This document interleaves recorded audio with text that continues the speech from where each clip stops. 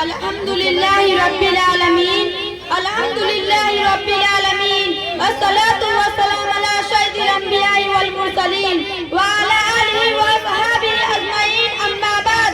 फक़द क़ाल अल्लाहु तआला फिल कुरानिल मजीद वल फुरक़ानिल हमीद, अऊज़ु बिल्लाहि मिनश शैतानिर रजीम, बिस्मिल्लाहिर रहमानिर रहीम। या अय्युहन नबिय्यु कुल लिअज़वाजिका व बनातिका व निसाइल मुमिनीना युदनीना अलैहिन्ना मिन जलाबिबिहिन्ना, सदक़ल्लाहुल अज़ीम। इब्तिदा कर रही हूँ इलाही तेरे नाम से, इब्तिदा कर रही हूँ इलाही तेरे नाम से, मैं वाकिफ नहीं हूँ आगे के अंजाम से। इलाही ये इल्तिजा है अगर तू करम करे, इलाही ये इल्तिजा है अगर तू करम करे, वह बात तर्जुमा पर जो दिल पर असर करे।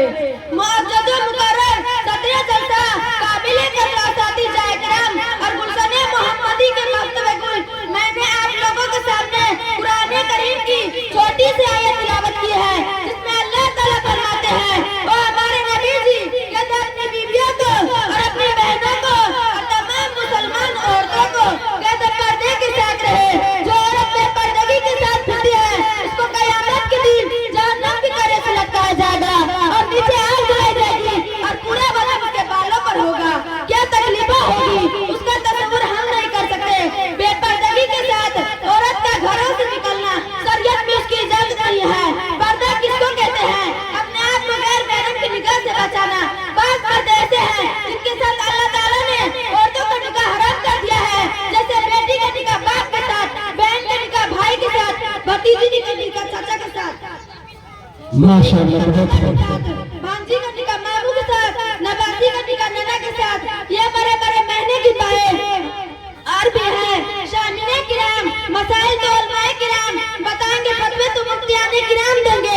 मैं तो अपना सबक सुनाने के लिए खड़ी हो गई हूँ, लिहाजा इन हजरात के सामने, इनके सामने जो मैंने गिनवाए ऐसी हालत में सर पर रोशनी नहीं, सर खुला हो तो कोई हर्ज नहीं, लेकिन अदब के खिलाफ है।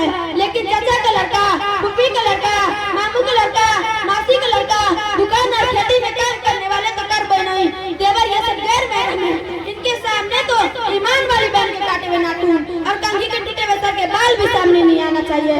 यहाँ तक औरतों को इतना एहतियात करना चाहिए कि अपने कपड़े धोकर आम रास्ते जहाँ गैर महरम की निगाह पड़े वहाँ न लटकाना चाहिए, बल्कि तन्हाई में सुखाए कि किसी गैर महरम की निगाह न पड़े।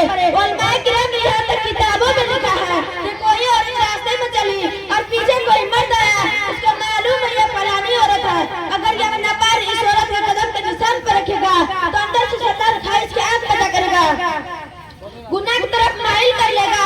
आज वो दौर नहीं रहा, वो पर्दा नहीं रहा, वो गफलतों पाकदानी नहीं रही जो पहले थी। अभी तक ये पर्दा को समझा ही नहीं, औरत अरबी लफ्ज़ है जिसके माने पर्दा यानी छुपाने के लिए, इसलिए फरमाया जिस तरह तुम चांदी और सोने को छुपा कर रखते हो उसी तरह तुम अपनी बहनों बेटी को छुपा कर रखो। अल्लाह ताला ने कुरान करीम में औरत का तज़किरा किया है, मगर किसी औरत का नाम नहीं लिया सिवाय हज़रत मरियम अलैहिस्सलाम के, इसलिए कि हज़रत ईसा अलैहिस्सलाम के अब्बा नहीं थे। अब निस्बत माँ की तरफ थी, ईसा बिन मरियम, और किसी औरत का नाम नहीं लिया। फिर आम की बीवी, नूह की बीवी, लूत की बीवी ये कहकर पुकारा और अल्लाह की बंदियों खुदा ने तुम्हारे नाम तक का पर्दा किया, तुम अपने जातों का तो पर्दा करो, क्यों अपने हाथों से जहन्नम भड़काती हो।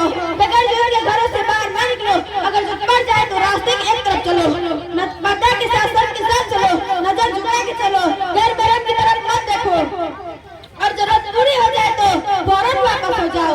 और मेरी माँ तो घर की चार दीवारी में थी तब तू पाक दाम थी, तो तू हक पर थी, तो तू तौहीद पर थी, और अल्लाह ने तेरे गोश्त से ऐसे ऐसे लाल पैदा किए इस पर तो जमीनों आसमान को फख्र हासिल था।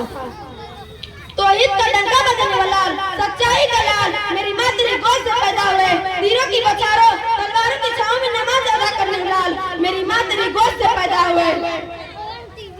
मेरी माँ तब तो हक पर थी, तालीम तेरी गोद से, हाफिज तेरी गोद से, कारी तेरी गोद से, ईमान तेरी गोद से पैदा हुए। ए अंबिया अलैहिस्सलाम भी मेरी माँ तेरी गोद से पैदा हुए।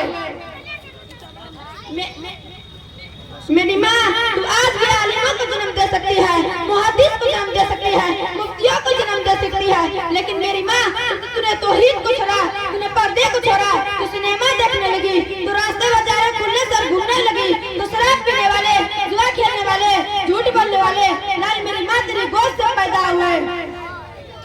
इस्लाम को बदनाम करने वाले, नमाज छोड़ने वाले, तौहीद माशाअल्लाह बहुत